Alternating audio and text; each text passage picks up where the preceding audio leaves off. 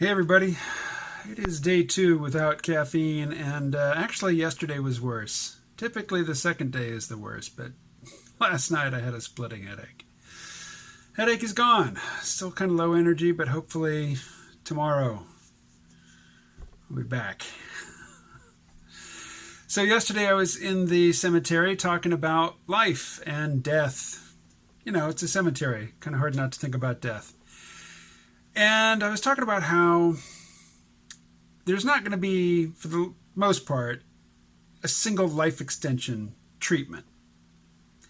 You know, there's a variety of things that lead to the degeneration that we call aging. And I think they're going to get licked partially, one at a time.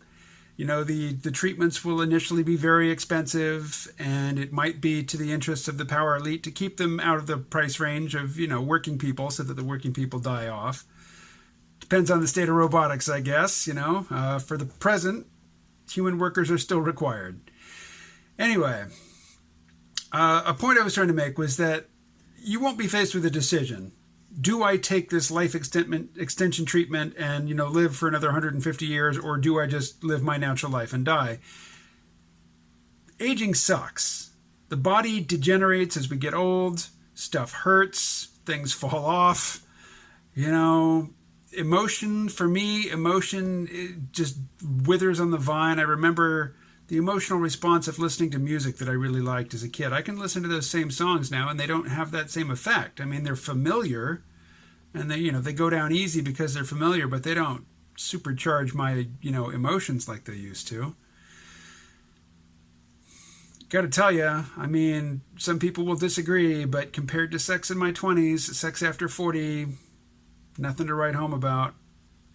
And after 50, I couldn't really be bothered. It's just... Anyway, moving right along. This line of thought, I think what I was trying to communicate was lost on one commenter, Feanor, from the Silmarillion, who said that, well, let me just show you what he said. I seriously don't get why people are interested in life extension. I just want to be able to remain healthy while I'm still alive. But if I'm dead, who cares? Just move on. Well, see, there's the thing. The latter years, the old body, it's not fun. And, I like to dance, but I go out dancing now, once a month, if that. And after 20 minutes of dancing, my knees hurt. The hell is that? I mean, I know what it is, but I don't like it. If I could have some treatment that basically regenerated the cartilage in, my connective tissues and the synovial fluid in my knee joints. I mean, if all of that could be reset to like my 25-year-old self, I'd take that. And if it just happened to give me another 30 years of life, well, yay. Or not. I mean, you can always check out. It doesn't matter what the state of your health is. You can always say, okay, I'm done.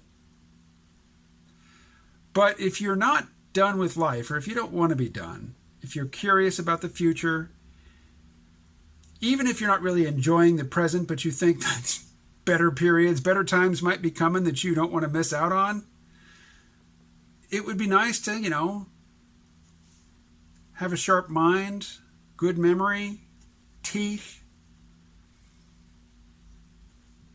a back that doesn't hurt, knees that don't hurt. It would be nice to have the drive of youth. It would be nice to not have to, strive and struggle to keep from putting on weight. It would be nice to have the body of a 25-year-old. Or at least the body I had at 25. I mean, I look around here and I see some people in their 20s whose physical frames I would not want to inhabit. That's a different story. Anyway, let's continue with Feanor's thoughts. Although I do not subscribe to any particular religion's view of an afterlife, if death is a tragedy, then tragedy awaits you sooner or later. Why not instead accept death and be curious about what might come after? Well, my strong intuition is that nothing comes after. It's like a dreamless sleep, except you don't wake up. I mean, I've seen weird stuff. I've had experiences on psychedelics that, they seem to match up with descriptions of mystical experiences and whatnot, but it could all be right up here. I mean, the neurochemical, electrical processes taking place in my brain give rise to this amazing, simulacrum, this simulated experience of life. Now, the simulation might be a near one-for-one, identical, functionally identical anyway, representation of what's really around me. I mean, tap on the windowsill. I imagine there really is a window there. But my tapping on it, the sound I heard, the sensation of my knuckles, that's all up here. And when this process up here isn't functioning any longer, I don't have any reason to expect that the sensations associated with it, the sense of self, I just don't think any of that is going to continue. At least I have no reason to believe that it will. So curiosity doesn't really come into it. I mean, there's no guarantee that if I experience death that I will then be any wiser about what comes after death. I don't think I'll be wiser about anything. I think I will be oblivious to everything and completely, I will know nothing. I will think nothing. I will feel nothing. I am not in the least bit. I mean, of course, I would like to know, is there an afterlife? But given that my strong intuition is that there is not, I don't want to peek behind that particular curtain if it means my death. Feanor continues, in the Silmarillion, the Númenóreans are granted a lifespan of 500 years, and the result is only that it becomes even more difficult for them to part with life. But if you choose instead to be immortal, I really have no objection. Nobody right now has the option of choosing to be immortal, at least not to my knowledge. And again, life extension, some people will want it for its own sake. That's the train, by the way. Some people will want it for its own sake, but I think a lot of people will just get it because they hate being old and they want the vigor of youth, and various treatments will allow some vigor to be returned to you, some pains to be relieved, and in the process, the things that cause the symptoms we call aging will be arrested, and we won't die as soon. I personally am curious to see what the world will be like at the end of this century.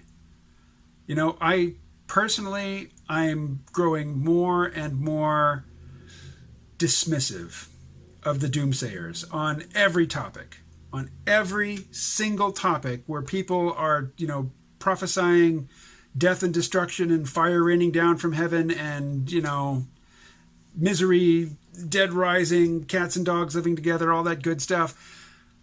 I don't think it's going to be as bad as the doomsayers like to say it will be.